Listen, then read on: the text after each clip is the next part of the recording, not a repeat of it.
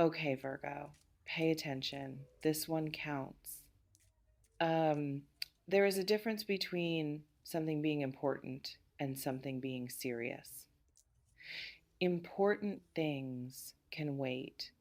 They have weight, but they are not time sensitive in the specific way that changes the nature of the response required. They deserve attention, but they will still deserve it tomorrow. They are significant without being urgent. Serious things are different. Serious things have a window.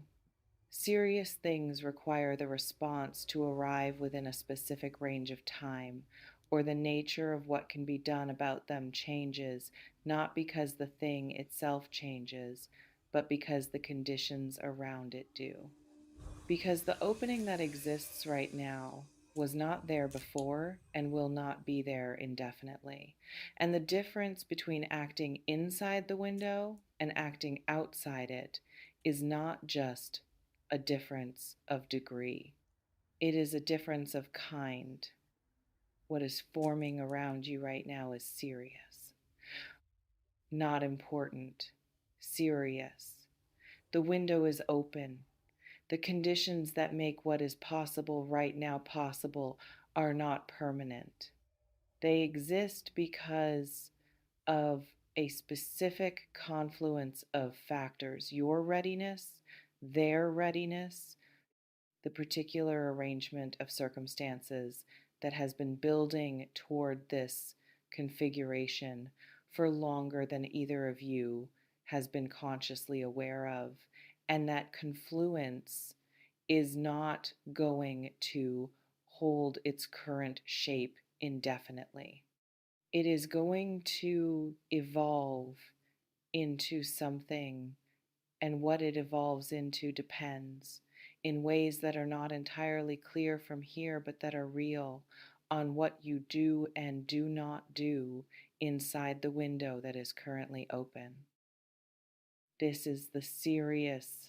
Pay attention means something specific here, not heightened alertness in the anxious, scanning, looking for signs everywhere way that produces fatigue and false positives and the specific exhaustion of a nervous system that has been asked to treat everything as potentially significant until it can no longer distinguish signal from noise.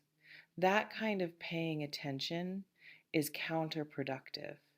It creates static over the very signal it is trying to detect. The attention this requires is the attention of a diagnostician, a doctor in a room with a patient, running through the presenting information, not rushing toward a conclusion, not pre ordering the findings before the examination is complete, not hoping for a particular result and therefore arranging the information in the direction of that hope, but actually looking at what is there, at what it means, at what the combination of symptoms and context and history and the specific presentation of this particular case suggests about what is actually happening versus what the patient believes is happening versus what the patient wants to believe is happening. The diagnostician holds all three of those simultaneously and does not collapse them into one until the examination is complete. Be the diagnostician of your own situation right now. What are the actual presenting symptoms?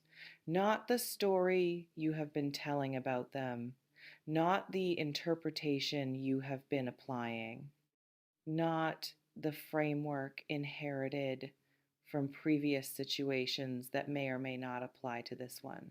The actual data, what has been happening, what has been said and what has not been said, what has been done and what has been conspicuously not done, What the pattern of behavior actually shows when it is laid out in sequence rather than experienced in isolation, each instance separated from the others by the ordinary passage of time that makes pattern recognition difficult.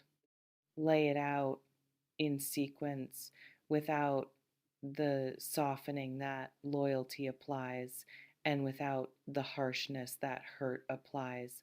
Just what happened, what is happening, what the data actually shows. The data shows something you have been explaining away, not one thing a pattern. A consistent, repeating, in retrospect, almost predictable pattern that has been present in this situation for longer than the explanation you have been applying to it can account for. Explanations are useful up to the point where they are being used to avoid the conclusion the data is pointing toward. Past that point, they are not explanations anymore. They are maintenance of a preferred narrative in the face of contradicting evidence. The maintenance is understandable. It is what humans do when the conclusion the evidence is pointing toward is one that requires something of them, a change in understanding, a change in behavior, a change in the investment they have placed in a particular version of events. The maintenance delays the reckoning. It does not prevent it. Reckonings that have been delayed are just reckonings that have been made more expensive by the delay. The interest accumulates on the avoided conclusion the same way it accumulates on the avoided debt. You pay it eventually, plus whatever the avoidance cost. The reckoning is here. Not as punishment, not as the universe administering a correction because you failed to correct yourself. As the natural end of a maintenance cycle, as the point at which the cost of continuing the explanation exceeds the cost of accepting the conclusion. As the moment when the window is open and the conditions are right, and the person who has been building toward the capacity to receive what the data actually shows finally actually has that capacity, you have built toward it. Through everything you have moved through in the period that preceded this, you did not know you were building toward it. That is how most meaningful preparation works. You are preparing for something you cannot see yet, building the specific strength or clarity or tolerance for truth that a future moment will require, without the benefit of knowing which moment it is or what it will ask of you. This is the moment. This is what the preparation was for. Here is what the data shows. Not the specific details those live in you, not in this reading, but the shape of it, the diagnostic picture. Someone in your situation is operating from a version of reality that does not fully account for you. Not maliciously, not with the conscious intention of constructing a version of events that serves their interests at the expense of yours, but functionally, in the practical, behavioral, this is how they actually move through the situation sense. Their version of this situation has you in a role. The role has certain characteristics, certain things expected of you, certain things taken for granted about your availability or your patience or your willingness to accommodate the arrangements that work for them. The role was perhaps agreed to implicitly in an earlier period when the arrangement made more sense than it makes now. It has not been renegotiated as the situation developed, as you developed, as what you need and what you are willing to offer evolved in ways that the original implicit agreement did not account for. The role is outdated. You have outgrown the role, not in the abstract sense of having become too good for it, but in the very specific, practical sense of no longer fitting inside its dimensions comfortably. Of having developed through the work you have done, through the clarity you have earned, through the particular becoming that the difficult periods enabled into someone whose actual requirements and actual contributions do not correspond to what the role was designed for. The role was designed for an earlier version of you. The earlier version was real, and the role served a real purpose in that period. But the period has passed, and the version of you that inhabits the role now is doing so with the specific grinding discomfort of someone wearing clothes that no longer fit. Not dramatically, not obviously to outside observers, but constantly, in the way that constant low grade physical discomfort eventually affects everything: posture, mood, energy, the quality of presence available for things that are not the management of the discomfort. The role needs to change, or the situation needs to change, or both. The specific form the change takes is yours to determine. But the diagnostic picture is clear. The current configuration is not sustainable at the level of what you actually are and what you actually need.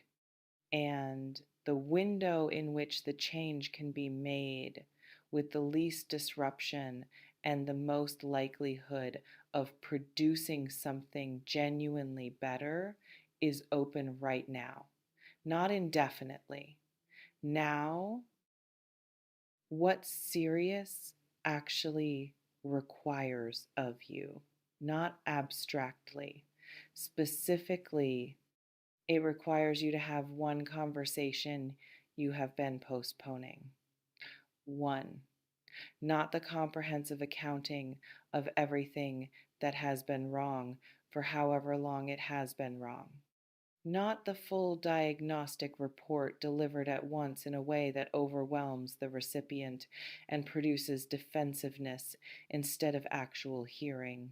One conversation, the specific, targeted, precisely chosen conversation about the one thing that, if addressed, would change the quality of everything around it. The load-bearing conversation, the one that the other conversations have been avoiding because this is the one that actually changes things. You know which conversation this is. It has been identifiable for a while. It is the conversation that comes to mind when you imagine saying what you actually think about this situation, and then immediately gets replaced by a more manageable version of itself because the actual version feels too exposed, too risky, too likely to produce a response you are not sure you are ready to handle.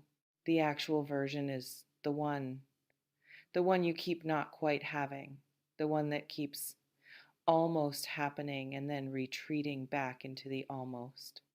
That conversation exists and it is load bearing, and the window for having it with the best possible conditions is right now, and this is what the serious means.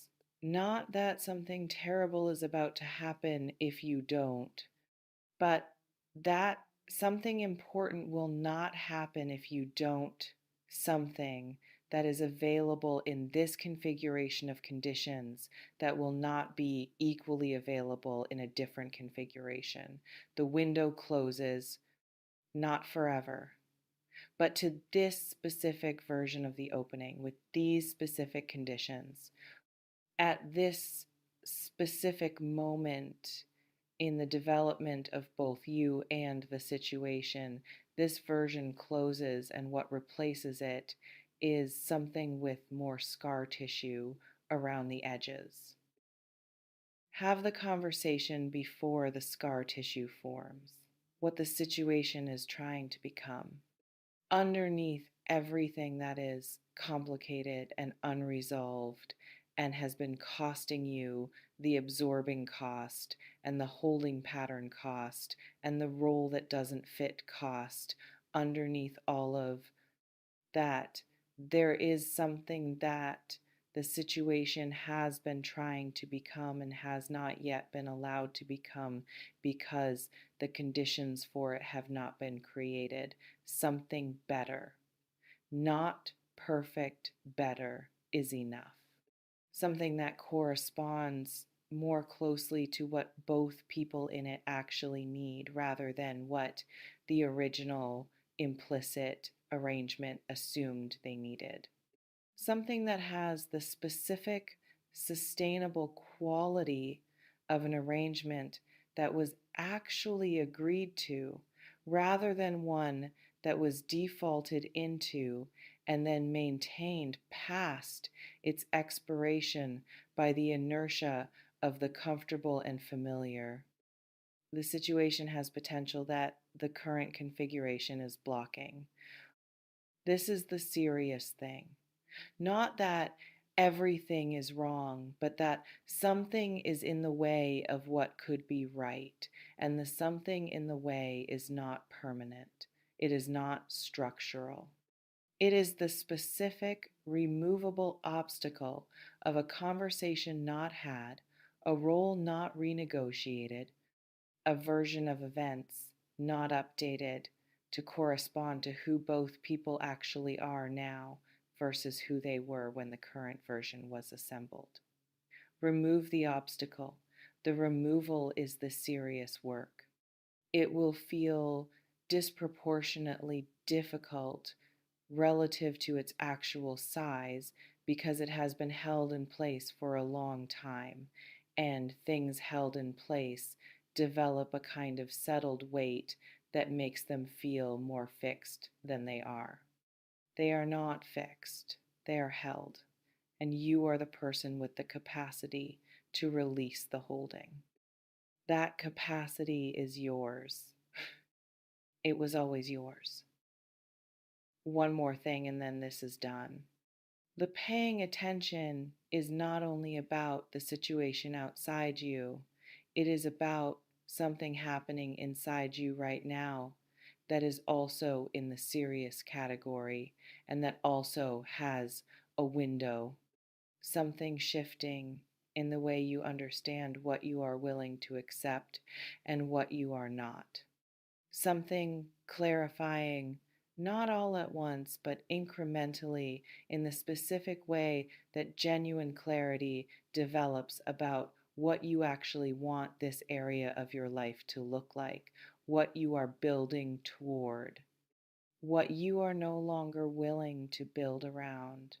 This internal shift is real and it is significant, and it is producing a version of you that is clearer about its own requirements than the version that entered this situation was. That clearer version has a different relationship to the role that was assigned, a different tolerance for the continued maintenance of the outdated arrangement, a different level of patience for the conversation that keeps almost happening. The clearer version is the version that has the conversation, not the version that is still in the process of becoming